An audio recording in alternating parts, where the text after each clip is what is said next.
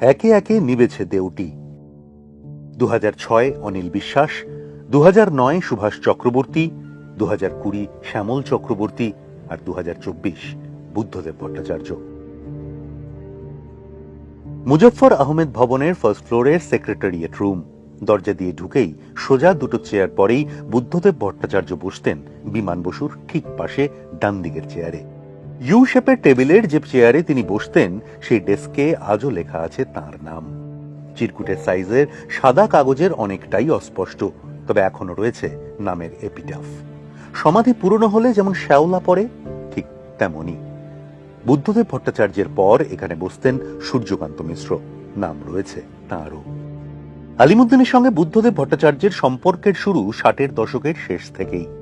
1966 সালে পার্টি সদস্য, 68-তে গণতান্ত্রিক যুব ফেডারেশনের সম্পাদক, 71-এ পার্টির রাজ্য কমিটির সদস্য, 77-এ কাশীপুর থেকে জিতে বিধানসভায়, সে বছরই জ্যোতি বসুর মন্ত্রিসভার মন্ত্রী। ও আমাদের রাজনৈতিক বক্তব্যের সঙ্গে একমত। তখন এলাকার পার্টিকে আমি বলে দিই ওকে পার্টিতে রিক্রুট করা উচিত। তারা জানতে চায় তুমি কি রেকমেন্ড করছো? হ্যাঁ, আমি রেকমেন্ড করছি। বুদ্ধদেবকে 77 সালে কাশীপুরে প্রার্থী করা হলো। তো বুদ্ধদেব জয়লাভ করলো।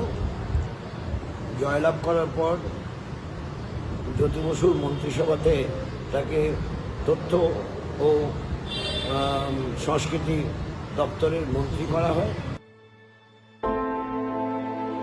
পার্টির পলিট ব্যুরো, পরে রাজ্যের মুখ্যমন্ত্রী।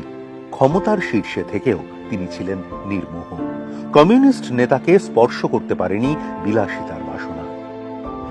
এখন যারা রাজনীতি করেন তারা কি করে তাদের জীবনযাত্রার মানটাকে কত বেশি উন্নত করা যায় তার প্রতিযোগিতায় যুক্ত হন, কিন্তু বুদ্ধদেব ভট্টাচার্য তা ছিলেন না।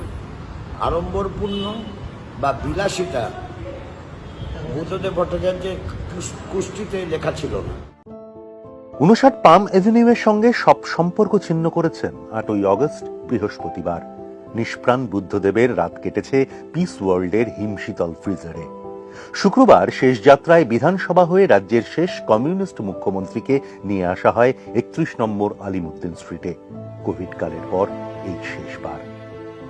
যার হাত ধরে এই আলিমুদ্দিনে আসা সেই বিমান বসু বলছেন, বুদ্ধদেব হলো সেই কমরেড যার সঙ্গে বিছানা শেয়ার করেছেন তিনি।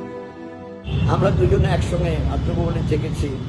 মানে আমার খুব কুঅভ্যাস আছে, আমি যে কোনো বিছানায় একা শুতে চাই, কিন্তু কমরেড বুদ্ধদেব ভট্টাচার্যের সঙ্গে আমার শেয়ার করতে হয়েছে, কারণ আর কোনো বিছানা নেই তাদের ওখানে যেখানে আমি ছিলাম, ফলে দুজন এক বিছানায় থেকেছি। আর দেখা হবে না। অনুজকে নিয়ে শুধু একটাই আক্ষেপ অগ্রজের, সিগারেটের সঙ্গে কালো কফি খেতে বারণ করতেন, বহুবার বলেছেন, কিন্তু বিমানের কথা শোনেননি বুদ্ধ। ক্ষতি হবে জেনেও ক্ষতিই করল। বুদ্ধ বিয়োগে স্মৃতি মেদুর বিমান বসু। শেষ কথা যেটা হয়েছে সেটা ওর ব্যক্তিগত ব্যাপার নিয়ে কথা হয়েছে। আমি বলতাম যে being a smoker you should not take black coffee. এটা নিয়ে ওর সঙ্গে আমার প্রায় ঝগড়া হওয়ার উপদ্রব। ব্ল্যাক কফি খাওয়া উচিত না যারা স্মোক করে। ঘরে একসঙ্গে ঘরে একা আমি আর বুদ্ধদেব আছি ওই সেক্রেটারিয়েট রুমে। আমাকে বলতে হয়েছে ডোন্ট ডু দিস, এটা কি করছো? আমি সবসময় তো আমি থাকতাম না এরকম। ও রাইটার্স বিল্ডিং থেকে এসছে, রাইটার্স বিল্ডিং মানে তখনও মন্ত্রী, মুখ্যমন্ত্রী তখন, এসে ওই কাজটা করছে। হ্যাঁ, করো না, তারপরেও করেছে, তার ফলে ক্ষতি হয়েছে।